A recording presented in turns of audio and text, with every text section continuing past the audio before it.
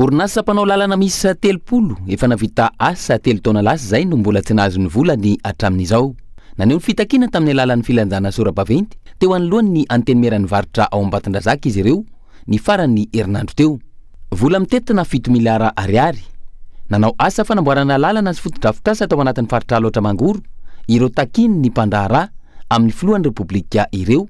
Rehefa tapitra nalehany dingana rehetra saingy tsy nahitana vokatra.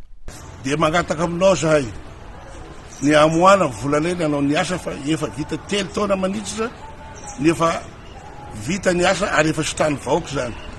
Tsy mbola nanao fankatana ohatra zao zay efa mahantra zahay lafo volotamiao sasany rehefa maty noho izany mangataka zahay ny tsy ampijaliana anay fa avoay ny volanay ao amin'ny région izay nanao ny asa taty faritra Alaotramangoro.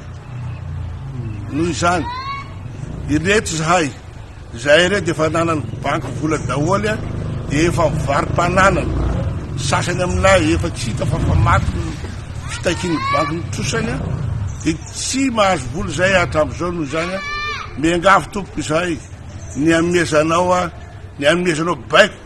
Mbola dingana fanairana ity natao tamin'ny faran'ny herinandro ity hoy ireto Mpandaharaha ireto ary miandry ny valin'ny fitakiana ampilaminana izy ireo mialohan'ny herisona amin'ny dingana manaraka izay mety ho mafimafy kokoa.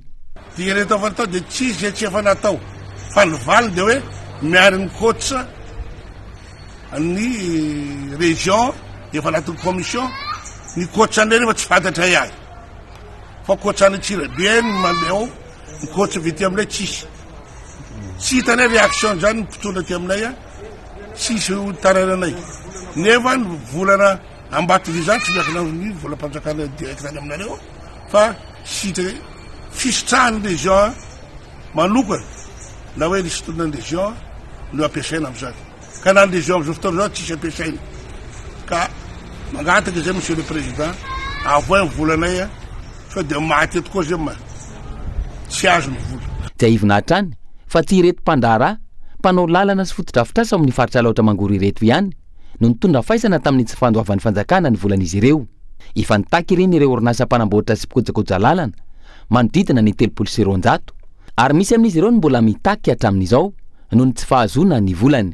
Nitaky fa tsy nahazo ny volany ihany koa ireo fournisseur izay Mpandaharaha malagasy ihany koa no ao anatiny ary misy maromaro izy ireo.